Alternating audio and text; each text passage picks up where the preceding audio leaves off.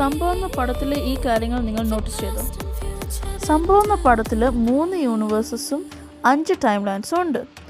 ആദ്യത്തെ യൂണിവേഴ്സ് എന്ന് വെച്ചാൽ എല്ലാവരും മരിച്ച യൂണിവേഴ്സാണ്, എവ്രി വൺ ഇസ് ഡെഡ്. രണ്ടാമത്തെ യൂണിവേഴ്സ് എന്ന് വെച്ചാൽ ഇവരെല്ലാവരും കാട്ടിൽ അലഞ്ഞുകൊണ്ടിരിക്കുകയാണ്. മൂന്നാമത്തെ യൂണിവേഴ്സ് എന്ന് വെച്ചാൽ ഈ കാട് തന്നെ അവരുടെ മെമ്മറി എറേസ് ചെയ്തിട്ട് പുറത്തു പോയി ഇനി ആൾക്കാരെ ഈ കാട്ടിലോട്ട് കൊണ്ടുവരികയാണ്. സ്റ്റാച്ചു അല്ലെങ്കിൽ കാട് ഇങ്ങനെ ചെയ്യുന്നത് കാടിന് മനുഷ്യരോട് വിരോധമുള്ളതുകൊണ്ടാണ്.